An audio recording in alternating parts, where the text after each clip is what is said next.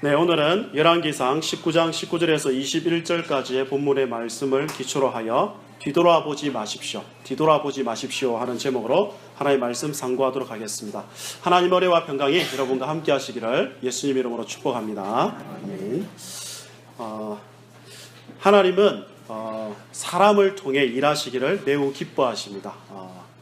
사실은 하나님이 직접 하시는 것이 훨씬 나을 텐데도 불구하고 성경 어디를 보더라도 하나님은 직접 일하시기보다 반드시 중간에 도구를 사용하여 일하시는데 그 도구의 핵심은 사람입니다. 그래서 시대마다 당신의 사람들을 부르시는데요. 그 부르심은 다양한 연령층 그리고 계층 또 부름받은 자들의 삶의 정황, 시대 상황 속에서 부르십니다. 좀 더 구체적으로 생각해 보자면 먼저 그 부르심이 실로 다양합니다. 모세 같은 사람이 있어요. 모세는 그가 가지고 있던 모든 힘과 권세를 제거한 다음에 부르십니다. 아시다시피 그는 애굽의 왕자였고요. 그리고 아주 촉망받는 이 자였습니다. 그렇지만 그때는 이스라엘을 지도할 지도자로 부르시지 않고 힘 다 빠지고 난 다음에 그리고 나이도 그때 예전에 왕자였을 때가 이제 40세 정도 되었을 텐데 그때 부르지 않고 80세 돼가지고 이제 노인이 다 된 그 나이에 그것도 저 변방으로 쫓겨나가지고 목자로 일하고 있을 그때 비로소 하나님 찾아오셔가지고 이스라엘의 목자로 삼으시는 것을 우리가 성경을 통해서 확인하게 됩니다. 성경에 보면 다윗이라는 사람이 있습니다. 이 다윗은 잘 보시면요, 목동이었습니다. 그냥 들에서 목동으로서 양치고 있었는데 그것도 10대 중반 정도에 그 양치고 있었는데 사무엘이라는 선지자가 와가지고 자신을 보고 넌 하나님께서 이스라엘의 목자로 내정하신 자라고 하며 기름을 부으십니다. 그리고 그때부터 시작해가지고 30살이 되기 전까지 지독한 훈련을 견디게 하시다가 30살이 되어서야 유다의 왕이 되게 하십니다. 이스라엘 전체의 왕이 아니고 유다의 왕이 되게 하십니다. 그리고 나서 나중에 전체 왕이 되게 하시거든요. 하여튼 이렇게 아주 어린 나이에 부르시는 때도 있습니다. 바울을 보시면요, 그는 실력과 지식을 겸비한 바리새인이었습니다. 그 누구보다도 하나님을 향한 열심을 가진 자였습니다. 하지만 그는 예수님과 그의 몸된 교회를 박해하던 자였습니다. 잘 아시는 대로 어느 날 그는 그리스도인들을 잡아 공회에 넘겨주기 위해서 다메섹을 향하여 가고 있었을 때 주님은 그를 만나 주셨고 그를 이방인의 사도로 삼으셨습니다. 이런 주님의 부르시면은요, 후회하심이 없습니다. 이게 굉장히 중요해요. 후회하심이 없어요. 예를 들어서요, 우리 창세기 공부했지 않습니까? 언약의 조상으로서 이 아브람 그리고 이삭, 야곱 같은 사람들이 있습니다. 그런 사람들이 있는데 이 사람들은요, 하나님의 언약에 하나님의 약속을 신실하게 붙들었던 사람들이 결코 아닙니다. 그 언약을 잘 기다리지 못해가지고 자기들만의 어떤 수단들을 굉장히 많이 강구함으로 그 언약의 내용을 자신들이 성취시키겠다고 그렇게 노력한 사람들이었습니다. 하지만 다 쓸데없는 짓들이었죠. 우리가 확인한 바대로. 그럼에도 불구하고 하나님은 그들을 버리지 아니하셨습니다. 그리고 버리지 않았을 뿐만 아니라 그들을 부르신 것을 후회하지 아니하시고 그들에게 약속하신 모든 내용들을 하나하나 차분히 그들의 생애 가운데 성취시키시는 모습을 확인하게 됩니다. 그렇죠? 하나님의 이 부르심이 실로 다양하다 할 뿐만 아니라 동시에 그 하나님의 부르심에 대한 사람들의 반응도 다양합니다. 우리가 성경을 잘 확인해 보시면 어떤 사람들은 끝까지 그 하나님의 부르심을 거부하면서 버팅기는 자들이 있습니다. 대표적으로 좀 전에 말했던 모세 같은 사람입니다. 모세가 지금부터 해야 될 일이 무엇임을 알고 있기에 그것이 얼마나 고된 일인지를 알고 있기 때문에 끝까지 보탭니다. 주님, 보낼 만한 자를 보내십시오. 저는 말도 잘 못해요. 이러면서 끝까지 버팅기고 있는 모습을 보게 됩니다. 물론 나중에는 그 하나님의 부르심에 순종할 수밖에 없었죠. 또 어떤 유형은요, 정말 나 같은 자를 부르신 것이 맞는가 하며 확신이 들 때까지 하나님을 시험하는 자들이 있었습니다. 대표적으로 기드온 같은 사람이 이제 그런 사람이었죠. 진짜 저를 부른 게 맞습니까? 양틀 시험 이런 것으로 자기를 부르신 것을 확인하곤 했습니다. 그리고 그 하나님의 부르심에 대해서 즉각적으로 응답하는 자들이 있었습니다. 성경에 보면 많은 경우가 그래요. 예수님의 제자들도 주로 그랬습니다. 곧 그물을 버려두고, 이런 표현을 성경에 자주 쓰고 있죠. 오늘 성경에 보시면 엘리사라는 사람이 이제 등장합니다. 엘리사는 어떤 유형인 것 같으세요? 버티기 형입니까? 확인하는 형입니까? 아니면 즉각 응답하는 자입니까? 세 번째 가깝다고 볼 수 있겠습니다. 어느 날 열심히 밭을 갈고 있는데 하나님의 사람 엘리야가 겉옷을 자신 위에 던졌습니다. 그리고 엘리야는 자기 길을 가버립니다. 겉옷을 던지고 뭐 말을 해야 되는데 말도 안 하고 그냥 가버립니다. 그런데 참 놀라운 것은 엘리사는 그 행동이 무엇을 의미하는지를 즉각 알아차렸습니다. 그리고 저만치 가고 있는 엘리야를 향해서 소를 버리고 엘리야를 쫓아갑니다. 그리고 가가지고 만나서 이렇게 말합니다. 뭐라고 이야기하느냐? 20절에 있는 말씀으로 이제 말하게 되죠. 선생님, 먼저 청이 있습니다. 시간을 주시면요, 저는 부모님과 작별 인사한 다음 선생님을 반드시 따르겠습니다. 그런데 이 내용에 대하여 엘리야는 다소 이해하기 힘든 반응을 합니다. 여러분 무슨 말인지 아시겠어요? 엘리사가 이렇게 엘리야에게 이야기하니까 엘리야가 지금 어떻게 하고 있죠? 돌아가라, 내가 내게 어떻게 행하였느냐. 이게 무슨 말이에요 이게 도대체? 완전히 동문서답하는 것 같지 않습니까? 이 말은 엘리사의 청을 허락한 것일까요? 아니면 엘리야의 생각에 엘리사는 선지자 사역 감당하기에 이 사람은 뭔가 아닌 것 같다라고 생각해서 그냥 가버리는 걸까요? 아니면 다른 뜻이 있는 걸까요? 이해했죠? 자, 세 가지 이야기했습니다. 하나 뭐라고요?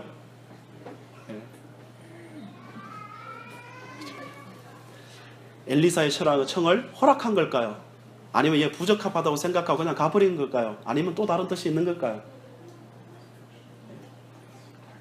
여러분, 이런 걸 생각 안 하고 성경을 읽으시면 아무 쓸모가 별로 잘 없어요. 그냥 한글만 읽고 있으면 성경 읽는 게 아닙니다. 원래 읽는다는 건 뭐냐면 그 속에 담겨져 있는 행간의 의미까지도 파악해서 그 속에서 나오는 메시지를 읽어낼 때 비로소 읽는 겁니다.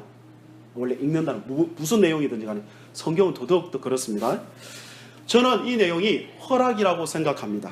그렇게 생각하는 이유는 두 가지인데요. 하나는 엘리야가 엘리사를 자신의 후계자로 삼는 것을 사명으로 받았기 때문입니다. 우리가 그때 확인해 봤죠? 15절부터 18절까지 나와 있지 않습니까? 그렇기에 단순히 하나님께로부터 받은 사명은 그냥 하나님께로부터 받은 이 말씀만 그냥 전달하면 끝이 아니고 하나님을 버린 시대에 선지자의 사명을 잘 감당할 수 있도록 잠시 동안 길잡이 역할을 해주어야 되기 때문에 엘리사가 하나님의 부르심에 대해서 어떻게 반응한다 손 칠지라도 기다리고 인내해 주어야 될 필요성이 있었기 때문에 그렇습니다. 두 번째는요, 이와 유사한 용례가 있습니다. 이런 식의 선문선답하는 것 같은 전혀 그냥 동문서답하듯이 앞뒤 말이 연결이 되지 않는 이런 내용이 있습니다. 어디 가면 있느냐? 대표적으로 여러분 잘 아시는 가나의 혼인잔치를 생각 한번 해보십시오. 요한복음 2장에 있죠. 거기 가보시면 예수님이 혼인잔치에 이제 초대받아 가서 이제 잔치를 즐기고 있는데 예수님 어머니가 오더니 갑자기 포도주가 떨어졌다는 것입니다. 저기 포도주가 다 떨어졌는데 그때 예수님께서 요한복음 2장 4절에서 뭐라고 반응하시며 말씀하시느냐? 여자여 나와 무슨 상관이 있나이까? 내 때가 아직 이르지 못했습니다. 포도주가 떨어졌는데 잔치집에 포도주 떨어지면 이 동네는 진짜 큰일 나거든요. 우리 한국어로 굳이 표현하자면 술이 떨어졌다는 것과 똑같은 겁니다. 일주일 동안 지금 결혼식 하는데 지금 벌써 떨어져 버렸습니다. 난리가 난 거죠. 그런데 포도주 떨어졌다 그러니까 예수님이 좀 야박하게 구는 것처럼 보입니다. 그게 나하고 무슨 상관이에요? 이렇게 지금 말씀하셨다 이 말입니다. 그래 놓고서 예수님이 포도주 만들어요 안 만들어요? 이것하고 지금 똑같은 내용이다 이겁니다. 말은 그렇게 했지만 그것은 허락의 내용이었다고요. 그리고 동시에 저는 이 엘리야의 이 대답이 엘리사에게 생각할 수 있는 기회를 준 것이라 생각합니다. 생각할 수 있는 기회예요. 왜 그러냐면 그 시대는 하나님을 버린 시대였고요. 사람들은 여호와 신앙으로부터 돌아서서 바알을 섬기고 있었을 뿐만 아니라 하루가 멀다고 선지자들을 잡아서 죽이던 시대입니다. 그런 시대 때 지금 엘리사를 무엇으로 부르느냐? 선지자로 부릅니다. 그걸 선뜻 그냥 응답하겠습니까? 여러분 같으면 선뜻 거기에 대해서 예, 즉각 따르지요 이렇게 하실 것 같으세요? 이 부분입니다. 그래서 아마 생각한 기회로 준 것이라 이렇게 생각됩니다. 엘리야의 허락을 받은 엘리사는요 어떻게 반응했느냐? 그 엘리사 집에 돌아가가지고요 2마리의 소를 먼저 잡고요, 그리고 소를 몰던 기구들로 땔감을 삼아서 그 소들을 삶아가지고 자신들의 마을 사람들에 주어 먹게 했습니다. 그리고 나서 엘리야를 따르고 수정 들었다고 되어 있습니다. 근데 여러분 잘 보십시오. 여기서도 재밌지 않습니까? 뭐가 재밌느냐? 엘리사는 분명히 엘리야에게 뭘 허락받았느냐 하면 잠시 가가지고 부모님하고 작별 인사하고 오겠습니다 그랬습니다. 그래서 허락을 했더니 성경은 부모와의 작별 인사 장면이라는 내용을 기록해요, 안 해요? 전혀 거기에 대해서는 단 한마디도 하지 않고 오히려 그의 생업과 관련된 소들과 쟁기를 정리해버린 이 사실만을 지금 강조하고 있습니다. 말이 앞뒤가 전혀 안 맞는 거죠. 지금 글쓰기로 치자면 최악의 글쓰기입니다. 지금 물론 그런 부모와 작별 인사 했겠죠. 그럼 생각해 보십시오. 자, 엘리사는 오랜만에 내린 비로 인해서 지금 3년 6개월 만에 처음 지금 비 내린 거예요. 지금 오랜만에 내린 비 때문에 최소한 한 해 동안의 농사 계획을 분명히 세웠을 것입니다. 그동안 그 넓은 땅을 놀리고 있으면서 얼마나 속이 썰었겠어요. 여러분 같으면 안 그렇겠습니까? 그로 인해서 얼마나 많은 재정적 손해를 입었겠어요. 그 넓은 땅인데. 그런데 이제 비가 내려서 농사 지을 수 있게 되었습니다. 큰 기대 가지고 자신의 종들과 함께 열심히 지금 땅을 갈고 있습니다. 바로 그때 하나님이 부르심이 있었던 것입니다. 그로 인해서 엘리사는 그의 직업과 또 상당한 부와 재산, 그리고 그가 가졌던 인생 계획을 지금 포기해야만 됐습니다. 심지어 사랑하는 가족과도 이별해야만 했습니다. 한마디로 선지자의 사명을 감당하기 위하여 엘리사는 모든 것을 지금 포기해야 되는 상황입니다. 그러면 성경은 왜 하필이면 이 부분을 강조할까요? 인사 장면을 강조해 주지 않고 왜 모든 것을 지금 소잡고 생업 정리하는 것에 초점을 두고 기록하고 있는 것일까요? 그것은 앞에서도 말했다시피 하나님을 버린 시대에 하나님의 선지자로 부름받아가지고 그 일을 신실하게 수행하기 위해서는 뭘 제거해야 되느냐? 걸림돌을 제거해야 되는 것이 중요하기 때문에 그렇습니다. 걸림돌이요. 생각해 보세요. 좀 전에 말씀드렸다시피 그가 활동해야 되는 시대는 한마디로 하나님 버린 시대예요. 바알 숭배가 만연하고 강력한 힘을 발휘하던 시대입니다. 사람들이 아무리 하나님의 말씀을 전하고 심지어 갈멜산에서 하나님의 불이 떨어지는 이적과 기도하여 하나님께서 비를 내리시는 이적을 보여줘도 눈도 꼼짝하지 않습니다. 지금 그런 시대입니다. 하나님을 섬기는 자들을 어리석다 말하고요, 심지어 하나님 말씀 전하는 선지자들을 박해하고 죽이던 시대입니다. 그런 시대 가운데 엘리사는요 상당한 부와 힘을 가지고 비교적 다른 사람들보다는 안정된 생활을 할 수 있었던 사람이 바로 엘리사였습니다. 앞으로 엘리사가 선지자로 활동할 때 여전히 사람들이 하나님과 그의 말씀을 외면하고 가는 곳마다 자신을 조롱하고 또 배척하고 죽이려 한다면 그에게 어떤 마음이 들 것 같으세요? 여러분 아시다시피 엘리사가 처음 사역 시작하자마자 베델이라는 곳에 갔더니 젊은 청소년들이 막 엘리야한테 대머리라고 막 엄청 조롱하는 사건이 있었죠. 금요일날 설교했지 않습니까? 조롱이 계속돼요. 그러면 지금 모든 거 지금 버리고 지금 쫓아야 되는데 자신에게 기다리고 있는 길이 이른바 요즘 젊은 사람들 표현대로 꽃길이라면 누가 안 걷겠습니까? 그런데 지금 가야 될 길이 꽃길이 전혀 아닙니다. 외면의 길이요, 배척의 길이요, 박해의 길이요, 죽음의 길입니다. 가시겠습니까? 안 간다 그러면 또 분위기 이상해지니까 그냥 침묵을 지키고 계시죠. 한마디로 옛날 생각 안 나겠어요? 옛날 생각? 중간에 만약에 이제 하다가 관두고 싶지 않겠습니까? 게다가 넓은 땅과 이 소들과 종들이 있다면 당연히 옛날 생각 안 나겠어요. 내가 미쳤지. 그냥 지금이라도 간두고 돌아가야 되겠다. 그리고 그 땅하고 그 소들하고 그래서 다시 농사 짓고 난 그냥 떵떵거리고 살아야지. 내가 왜 이런 짓을 하느냐. 요즘에도 많은 사람들이 은혜를 받고 하는 하나님께 대한 고백. 하나님, 제가 여기 있사니 죄를 보내소서. 이게 이제 은혜 받은 자들의 고백 아닙니까? 주로 권사님들이 그래요. 그래서 자기 딸은 죽어도 사모 못 시킨다. 이런 사람들 아주 즐비합니다. 우리 아들은 죽어도 목사 못 시킨다. 어떻게 키운 아들인데 좀 패야 됩니다. 만약에 그런 것도 여전히 남아있다면 엘리사는요, 좀 표현하자면 옛날 생각이 나고 다시 돌아갈 수 있는 가능성이 굉장히 높다 이거예요. 그래서 엘리사가 아예 그냥 그거 잡아 먹어버리고 다 불태워버리고 다 나눠줘버리고 그렇게 해서 지금 엘리야를 지금 쫓으며 수종 들은 것입니다. 그러니까 한마디로 걸림돌을 제거하기 위해 2절에 편한 삶을 뒤돌아보지 않기 위해 소와 쟁기를 정리하고 마을 사람들에게는 이제 저는 하나님의 선지자로 부름을 입었습니다. 공식적으로 선포해버리는 거예요. 지금. 근데 중요한 건 뭡니까? 제가 이제 지난주에 이 본문 짧게 이렇게 살피고 나서 막 여기저기 성경 보면 왔다 갔다 했더니 약간 정신을 못 차리겠다 그러셨는데 어쩔 수 없이 성경이 그렇게 해석을 하고 있기 때문에 왔다 갔다 할 수밖에 없어요. 오늘도 왔다 갔다 그러겠습니다. 가겠습니다. 그죠? 이 본문을 예수님께서 이렇게 교훈하고 적용시키고 계십니다. 어디로 가야 되느냐? 누가복음 9장을 가보세요. 9장 51절 이하.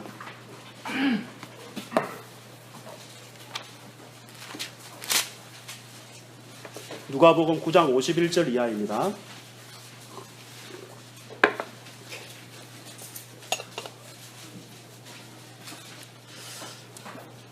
제가 빨리 읽을 테니까 좀 보십시오. 같이 읽자고 할 때 읽으시면 됩니다. 51절입니다. 9장. 예수께서 승천하실 기약이 차감해 예루살렘을 향하여 올라가기로 굳게 결심하시고 사자들을 앞서 보내시며 그들이 가서 예수를 위하여 준비하려고 사마리아인의 한 마을에 들어갔더니 예수께서 예루살렘을 향하여 가시기 때문에 그들이 받아들이지 아니하는지라. 제자 야고보와 요한이 이를 보고 이르되 주여 우리가 불을 명하여 하늘로부터 내려 저들을 멸하라 하기를 원하시나이까? 예수께서 돌아보시며 꾸짖으시고 함께 다른 마을로 가시니라. 57절부터 읽겠습니다. 시작. 길 가실 때 어떤 사람이 여짜오되 어디로 가시든지 나는 따르리이다. 예수께서 이르시되 요도굴이 있고 공중의 새도 집이 있으되 인자는 머리 둘 곳이 없도다 하시고 또 다른 사람에게 나를 따르라 하시니 그가 이르되 나로 먼저 가서 내 아버지를 장사하게 허락하옵소서. 이러시되 죽은 자들로 자기의 죽은 자들을 장사하게 하고 너는 가서 하나님의 나라를 전파하라 하시고 또 다른 사람이 이르되 주여 내가 주를 따르겠나이다마는 나로 먼저 내 가족을 작별하게 허락하소서. 예수께서 이르시되 손에 쟁기를 잡고 뒤를 돌아보는 자는 하나님의 나라에 합당하지 아니하니라 하시니라. 아멘. 그럼 잘 보십시오. 이제부터 간단히 설명을 해보겠습니다. 누가복음은요 24장까지 있습니다. 누가복음은요 크게 두 부분으로 나뉘어집니다. 1장부터 9장 50절까지가 첫 번째 부분이고요. 그리고 9장 51절부터 마지막 절까지가 두 번째 부분입니다. 특별히 9장 51절 이하부터는 예수님께서 이 땅에 계실 때 약 3년 6개월 동안 공적 사역을 감당하셨는데 그 공적 사역의 마지막 부분에 해당하는 내용입니다. 그러니까 주로 그 사복음서의 기록 방식을 보면 요한복음은 더더욱 그렇고요. 특별히 예수님이 십자가 지시게 되는 그것을 기점으로 거기에 가까운 내용들을 주로 많이 묘사해 두고 있습니다. 특별히 오늘 본문도 보시면 9장 51절에 이렇게 시작하죠. 예수께서 승천하실 기약이 차감해 예루살렘을 향하여 올라가기로 굳게 결심하시고 이렇게 되어 있습니다. 자, 여러분이 물어봅시다. 예수님 지금 예루살렘 뭐하러 올라가시죠? 뭐하러 올라가시죠? 십자가 지시로 올라가십니다. 그리고 그 후에는 어디로 가십니까? 승천하실 기약이 차감해, 다시 말하면 하늘로 승천하셔서 하나님 아버지께로 가실 것입니다. 여기서 중요한 것, 아버지 하나님께로 가는 길은 오직 한 가지 길밖에 없습니다. 어떤 길밖에 없죠? 어떤 길밖에 없죠? 십자가라는 길밖에 없습니다. 죄에서 구원받는 이름이 예수밖에 없듯이 하나님 나라 들어가는 길도 십자가밖에 없습니다. 십자가라는 길 외에는 다른 길이 없습니다.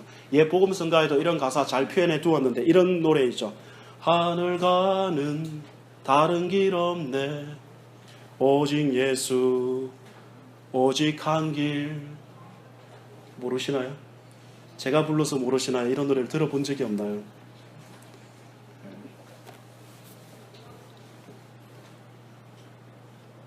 다이가 요나단이 부른 노래입니다. 찾아보시면 있어요.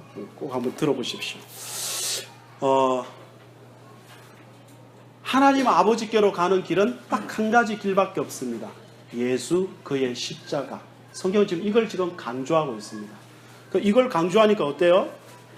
벌써 사마리아 지역에서도 어떻게 합니까? 53절에 보면 예수께서 예루살렘을 향하여 가시기 때문에 그들을 받아들이지 않았다. 이렇게 되죠. 1차적으로. 자, 보십시오. 예수님께서 그 십자가의 길을 본격적으로 이제 걸어가기 시작하셨습니다.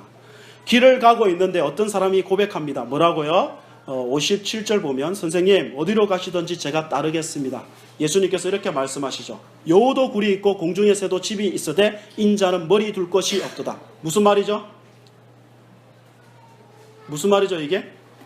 한마디로 말하자면 예수님 가시는 길은 편안한 길이 아니고 불편한 길이라는 뜻입니다.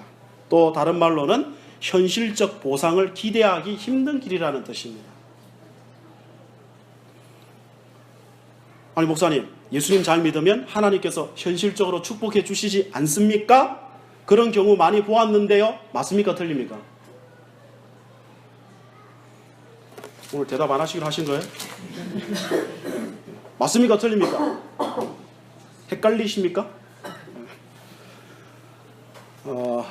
저도 많이 봤어요. 하지만 분명히 해야 될 것이 있는데요. 이걸 잘 구별하셔야 됩니다. 그것은요, 우리의 열심에 대한 보상이 아니라 자기 백성을 위로하시는 하나님의 선물입니다. 이 용어 하나 차이가 개념이 완전히 틀려집니다. 다시요. 뭐가 아니라고요? 보상이 아니고 선물입니다. 너희는 먼저 그의 나라와 그의 의를 구하라. 그리하면 이 모든 것을 너희에게 더하시리라. 이 모든 것, 이 뭐죠? 너희가 무엇을 먹을까, 입을까, 마실까 하는 우리의 필요 아닙니까? 필요. 그걸 더하신대요. 그 더하신다는 내용은 우리가 그의 나라와 그의 의를 열심히 구하게 되면 그것에 대한 보상으로 주어지는 내용이 아니라 그냥 선물로 주어지는 내용입니다. 그리고 그 선물이라는 것은 우리가 생각하는 것보다 훨씬 더 부유하고 풍부합니다. 하지만 분명히 해야 될 건 보상은 없습니다. 목사님 그게 그거 아니에요? 그게 그걸로 들리시죠? 결과론적으로 똑같이 들리시죠? 그러나 차이가 있습니다. 무슨 차이가 있죠? 보상은요, 여러분이 열심 부려서 그 열심 자체가 원인이지만요, 선물은요, 뭐가 원인이죠? 그냥 하나님의 일방적인 사랑이 원인입니다. 우리는 전부 다 보상 심리에 가득해요. 왜요? 저도 이제 애 키워보니까 그냥 뭐 좀 잘해야 점수 주고, 잘해야 아이스크림 하나 사주고, 잘해야 뭐 해주고, 그 애들이 어릴 때부터 그냥 보상 심리로 가득 차면서 이렇게 자라나요. 이번에 성적 잘 받아야 뭐 사주고, 그죠? 근데 그게 신앙의 세계까지 그대로 들어와 버려요. 사실 여러분 뭐 잘해서 사줍니까? 그것보다도 저는 제 자식이라 사줍니다. 제가 사고 쳐도 좋아요. 물론 나중에 큰 사건 치면 어떨지 모르겠지만 하여튼 지금은 그래요. 그냥 내가 좋아서 내가 사랑하기 때문에 쟤는 아이스크림 하나 사달라 그랬는데 저는 과자도 사고 아이스크림도 사고 또 지가 좋아하는 장난감도 하나 더 사고 이렇게 해요. 물론 저는 제가 좀 먹고 싶어서 그렇지만 그렇게 해요. 보상이 아니고 선물입니다. 예수 믿는 길에는요, 보상이란 존재하지 않습니다. 기억하셔야 됩니다. 그런데 이제는 예수님께서 한 사람에게 이제 도전하십니다. 뭐라고 도전하시느냐? 나를 따르라. 그 사람이 대답합니다. 뭐라고 이야기하느냐? 나로 먼저 가서 내 아버지를 장사하게 허락해 주십시오. 아마도 그 사람의 아버지가 오늘 내일 한 것 같습니다. 지금 당장 돌아가신 건 아니고 돌아가실 것 같습니다. 그러니 약간의 시간을 달라는 겁니다. 아버지 장례 치른 다음에 예수님 따르겠다는 것입니다. 그런데 여러분 이거 보십시오. 예수님 대답이 굉장히 충격적입니다. 왜 충격적이죠? 자기의 죽은 자들을 장사하게 하고 너는 가서 하나님의 나라를 전파하라. 예수님이 굉장히 지금 잘못하는 거 아닙니까 이거? 뭘 이야기하고 싶어 하는 거죠? 육신의 아버지의 장례를 치르는 일보다도 하나님 나라를 전파하는 것이 우선해야 된다는 무엇이 우선순위인가를 가르치는 대목입니다. 그러니까 예수님을 따른다는 것은 우리 개인에게 있어서 반드시 해야 하는 중요한 일, 그것보다도 하나님 나라를 우선시해야 되는 것이 더 이게 우리가 해야 될 일임을 성경이 교훈하고 있는 것입니다. 그러니 하나님 나라를 전파하는 일이 우리의 삶에 얼마나 큰 중심을 차지하고 있어야 되느냐, 성경이 이렇게 가르치고 있는 거죠. 그렇죠?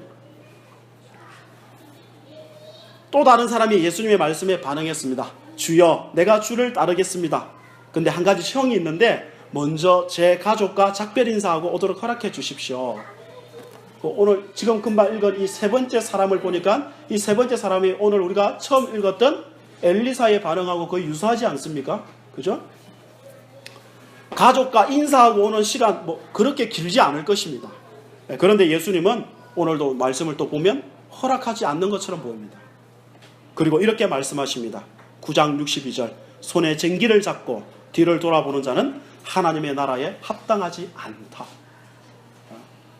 지금 엘리야가 엘리사에게 하는 것보다 예수님은 훨씬 더 큰 헌신을 지금 요구하고 있는 것을 확인하게 된다 이 말이에요. 왜요? 예수님은 엘리야보다 더 크신 분이시거든요. 혹시 쟁기질 해보신 분 계세요? 땅 갈아보신 분? 저는 어릴 때 잘 기억이 안 나는데 조금 있었던 것 같습니다. 아무리 실력이 뛰어난 사람도요, 뒤를 쳐다보면서 땅을 곱게 갈 수 있는 사람은 없을 것입니다.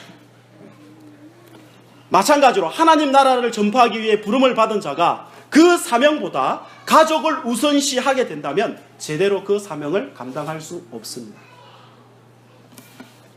따라서 이 모든 것을 생각해 볼 때 아무리 신앙생활을 오래 했어도 예수님을 따르겠다는 열심과 진심이 있어도 이전의 삶에 마음을 두어서는, 세상의 마음을 빼앗겨서는, 현실적 보상의 목표를 두어서는, 가족의 마음을 빼앗겨서는, 아니 이걸 한마디로 바꾸면 자신을 사랑해서는 결코 예수님을 제대로 따를 수 없습니다. 여러분, 여기에 좀 솔직히 많은 설명이 필요합니다. 그럼 가족도 돌보지 말란 말인가? 등등 시작해서 많은 질문이 생길 건데 지금 그거 이야기하는 거 아닙니다. 성과, 거룩한 것과 속된 것이 지금 분리되는 게 아닙니다. 지금 무엇이 우선이고 중심이고 어떤 원리 안에서 이루어져야 되는지를 지금 말하고 있는 겁니다.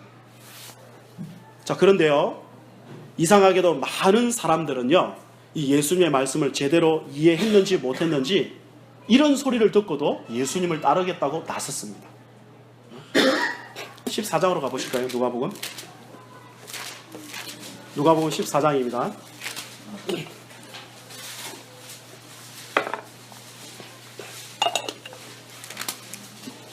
25절 보실래요? 25절부터 27절까지 우리 한 목소리로 읽어보겠습니다. 누가복음 14장입니다. 25절입니다. 읽겠습니다. 시작.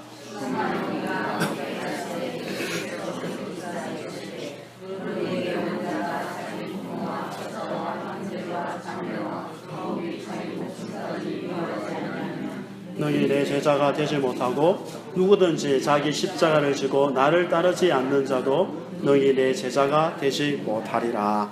아멘. 저는 26절, 27절도 되게 충격적이지만 25절도 저는 되게 충격적이라 생각합니다. 어떻게 예수님의 교훈을 그렇게 앞에서 그렇게 이 무거운 내용으로 받았음에도 불구하고 어떻게 이렇게 수많은 사람이 예수님을 따르겠다고 나설 수 있을까? 대단하지 않습니까? 수많은 사람이 함께 갈세. 왜 따라간다냐? 그들은 아직도 이해를 못했어요. 여전히 그들의 기대는 예수께서 자신들을 로마의 압제에서 해방시켜주고 경제적으로 번성하게 하며 세계 열방 가운데 자신들의 이름을 더 높이게 만들어줄 메시아로 기대한 것입니다. 예수님은 저들을 죄에서부터 건져내시기 위해 오셨는데 전혀 다른 차원의 메시아로 기대하고 있었던 거죠. 그래서 예수님을 기꺼이 따른 것입니다. 그들은 예수님께서 뭘 하시려고 하시는지, 어떤 길을 가고자 하시는지 전혀 이해하지 못했습니다. 예수님이 가시는 길이 십자가의 길이라는 사실을, 현실적으로 보상이 없다는 사실을, 자신의 인생의 그 어떤 것보다도 하나님 나라를 우선시해야 된다는 사실을, 자신의 꿈과 야망을 포기해야 된다는 사실을 선명하게 알았더라면 그들은 이렇게 쉽게 그들의 발을 내딛지 못했을 것입니다. 그래서 예수님께서는 재밌지 않습니까? 저는 이거 참 재밌습니다. 왜 재밌습니까? 마른 사람이 오면 아이고 어서 오십시오 이럴 것 같은데 예수님은 오히려 그들을 떨어뜨려 놓기 위해서 작정하신 분 같습니다. 막 교회 이 신자들이, 사람들이 막 몰려오는데 이 아주 단호하게 말씀하셔가지고 성도들을 다 떨궈 놓는 그런 모습이 지금 연상이 됩니다. 그래서 예수님께서는 자신을 따르던 수많은 무리들에게 다시 한번 분명히 지금 말씀하십니다. 뭐라고요? 26절, 27절 우리가 좀 전에 읽었죠. 굉장히 충격적이지 않습니까? 26절을 한마디로 줄이면 뭐냐? 자기 부인입니다. 자기 부인이요. 물론 내게 오는 자가 자기 부모, 처자, 형제, 자매, 더욱이 자기 목숨까지 미워하지 아니하면, 이거는 맨날 미워하는 감정을 가지고 살아야 된다는 뜻이 아닙니다. 그것이 우선될 수 없다. 그걸 하나님 나라보다 절대 소중히 여길 수 없다. 이 표현을 하는 겁니다. 자기와 관련된 내 가족들은 전부 다 자기입니다.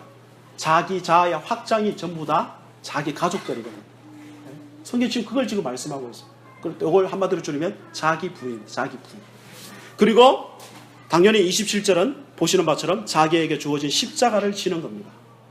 빌립보 가이사라 지방에서 예수께서 제자들에게 하셨던 말씀 기억납니까?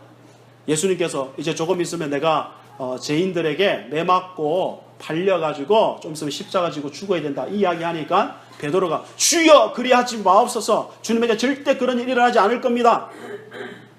예수님 뭐라 그러셨다고요? 사탄아 너 내 뒤로 물러가라. 너는 나를 넘어지게 하는 자로다. 네가 하나님의 일을 생각하지 않고 사람의 일을 생각하는구나 하시면서 베드로뿐만 아니라 거기 있는 모든 제자들에게 이런 말씀을 하시죠. 마태복음 16장 24절 뭐라고 말씀하시죠? 이렇게 말씀하십니다. 뭐라고요? 누구든지 나를 따라오려거든 자기를 부인하고 자기 십자가를 지고 나를 따를 것이니라. 이거의 다른 표현이 오늘 우리가 본 26절, 27절입니다. 여기는 좀 더 구체적으로 더 선명하게 묘사되어 있는 것이죠. 그래서 오늘 이 본문 이 진리를 증거하고 있지 않습니까? 자기를 부인하지 않는다면, 자기 십자가를 지지 않는다면 두 번 반복해서 26절에도 27절에도 뭐라고요? 능히 내 제자가 되지 못하고, 능히 내 제자가 되지 못하고. 그죠? 두 번에 걸쳐가지고. 심지어 예수님께서 여기서 멈추지 않고 이 진리를 더 선명히 그들 심령 가운데 확 새기기 위해서 두 가지 예를 듭니다. 무슨 예를 듭니까? 그게 28절부터 32절까지 나옵니다. 한 가지 예는 뭐냐? 어떤 사람들이 망대, 그러니까 뭔가를 건축하고자 하는데 건축을 하고자 하면 당연히 뭘 먼저 계산을 해야 돼요? 뭐가 들어갑니까? 돈 들어갈 거 아닙니까? 요즘 우리나라에도 지금 이른바 성전 건축한다고 하면서 무리하게 계획하고 확장시키는 바람에 망해가지고 넘어가는 경우가 얼마나 허다합니까? 그것도 팔리는 건 전부 다 이단한테 팔려요. 대표적으로 하나님의 교회한테. 얼마나 수치스럽습니까? 그러니까 당연히 그는 건물을 짓는다면 뭐 해야 돼요? 계산해야 되지 않느냐 이겁니다. 계산해야. 제대로 이 돈가가 지어질지 안 지어질지. 그죠? 두 번째 예가 뭡니까? 이제 다른 나라와 지금 전쟁이 벌어질 지경입니다. 우리의 군사력은 10,000명밖에 되지 않습니다. 그런데 적의 군사력은 20,000명입니다. 싸워가지고 이길 가능성이 있는지 없는지 판단해보고 이길 수 없을 것 같으면 어떻게 해야 된다는 거예요? 빨리 가서 사신을 보내가지고 화친해야 된다는 겁니다. 그래야 다 살죠. 뭐 해보라는 거죠? 계산해봐야 되지 않느냐는 겁니다.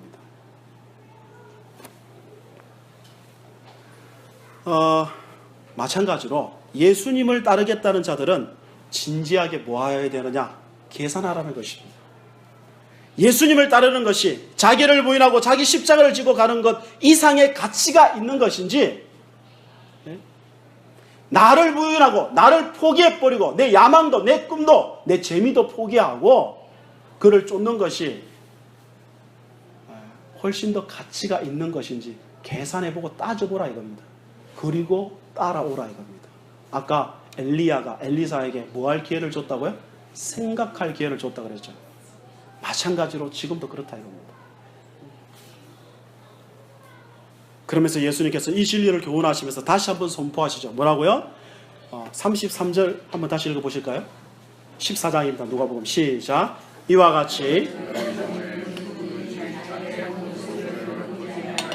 너희 내 제자가 되지 못하리라.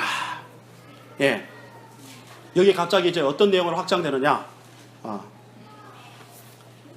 예수님을 따르는 것은 보상이 아닌 기꺼이 다른 이들을 위하여 자신의 것을 내어놓는 길이라고 지금 말씀하고 있습니다. 그죠? 보상이 있다면 뭐냐?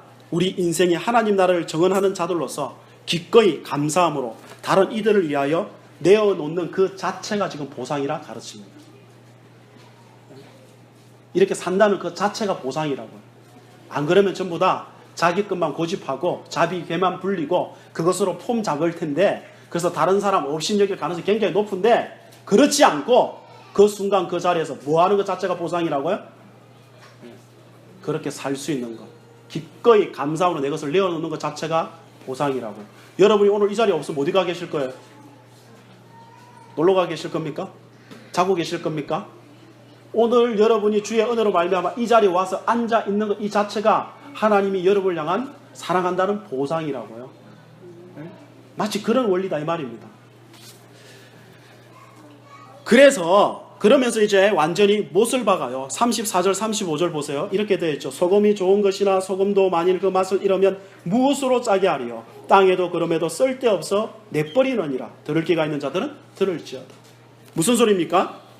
하나님 나라를 전파하는 일에 부르심을 입은 우리는 이 세상의 소금인데, 소금은 짠맛을 잃어버리면 아무 가치가 없기 때문에 버려진다는 것입니다. 그렇다면 여기서 짠맛이 뭐죠? 뭐가 짠맛이죠?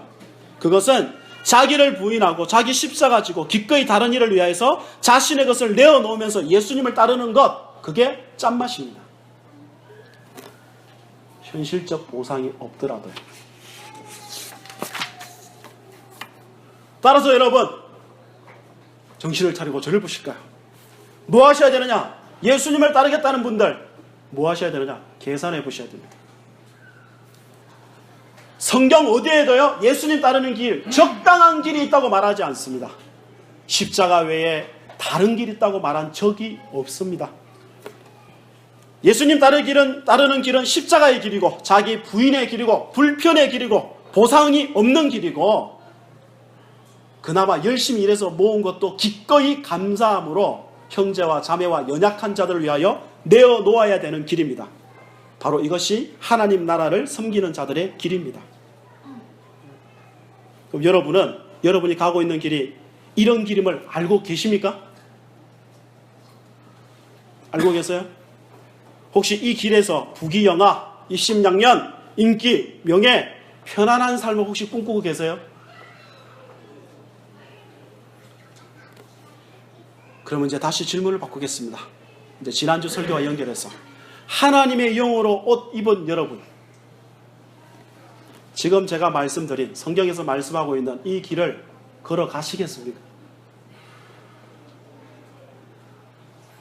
아무도 아멘을 안 하니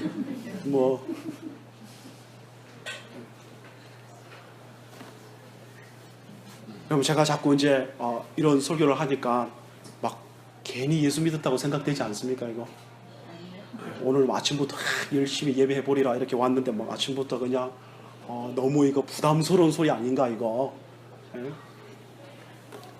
혹시 자꾸 이전이 그립지 않으세요?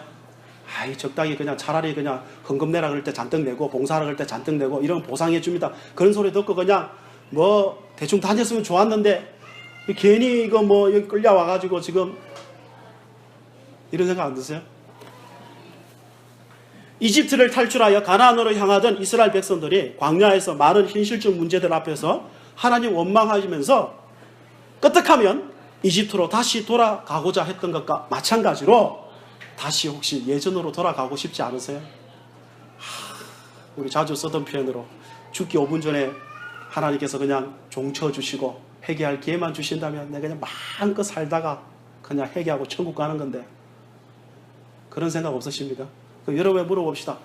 일평생 바울처럼 헌신하고 봉사하고 마지막에 순교하고 주님 앞에 가는 게 복입니까?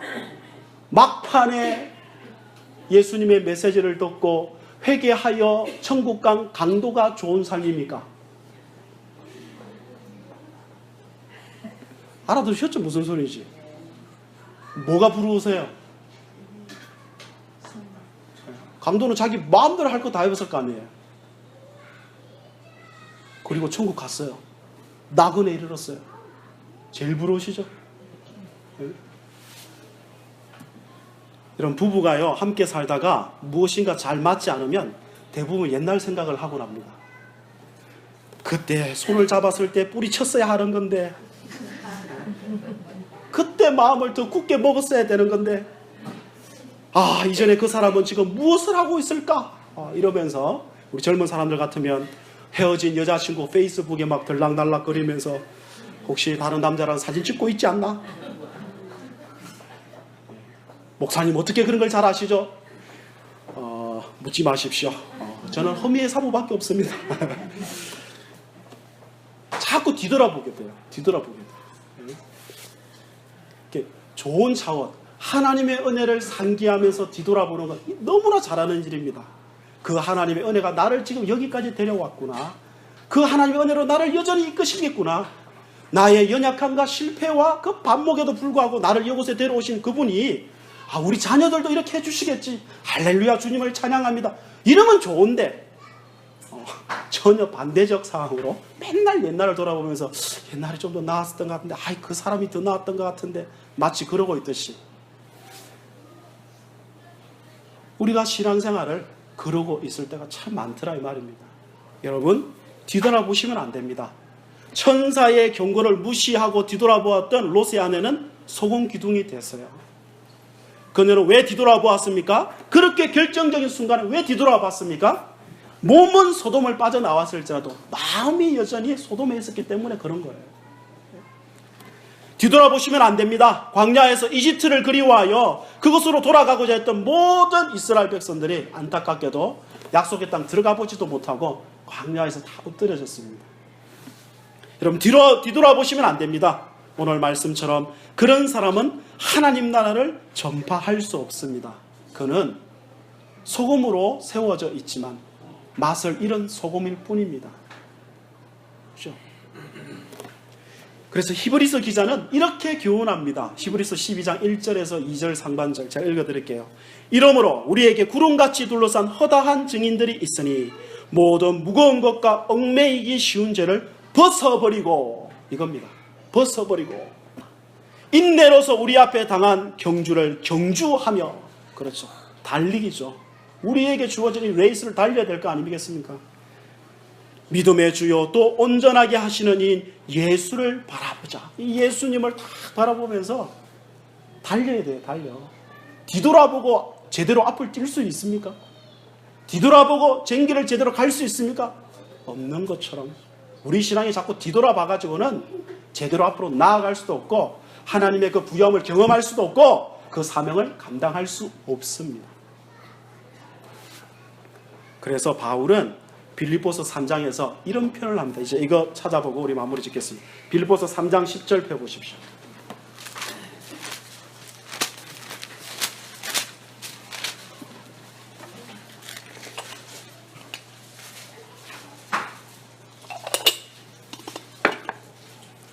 빌립보서 3장 10절부터 14절까지 우리 한번 읽어볼게요. 신약 성경입니다. 321면 읽겠습니다. 시작.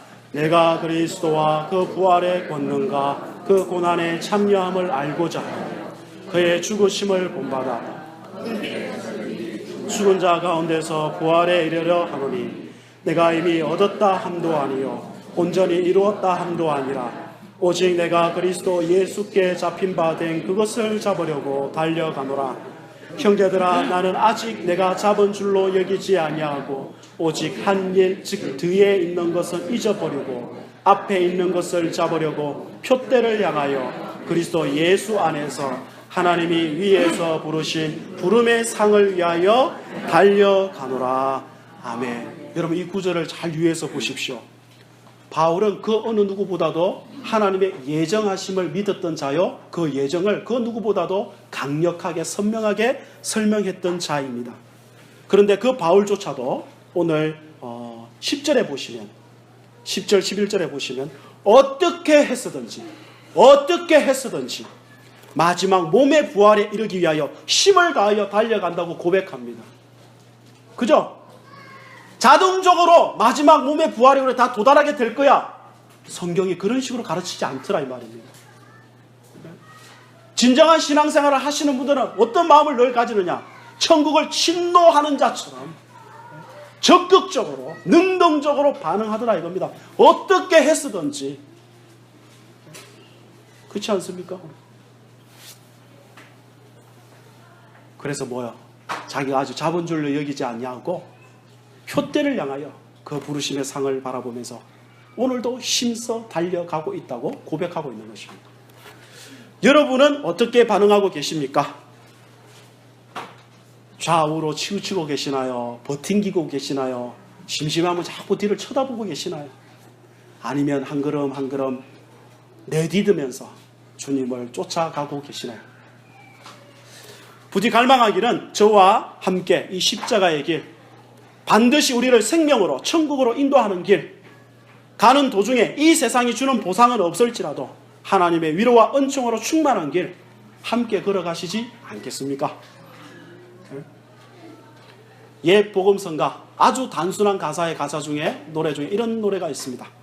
주님 뜻대로 살기로 했네, 주님 뜻대로 살기로 했네, 주님 뜻대로 살기로 했네, 뒤돌아서지 않겠네. 이 세상 사람 날 몰라줘도, 이 세상 사람 날 몰라줘도, 이 세상 사람 날 몰라줘도 뒤돌아서지 않겠네. 세상 등지고 십자가 보내, 세상 등지고 십자가 보내, 세상 등지고 십자가 보내, 뒤돌아서지 않겠네. 여러분의 고백과 여러분의 삶이 되기를 예수님의 이름으로 축복합니다. 우리 다 같이 일어나서 함께 기도하겠습니다.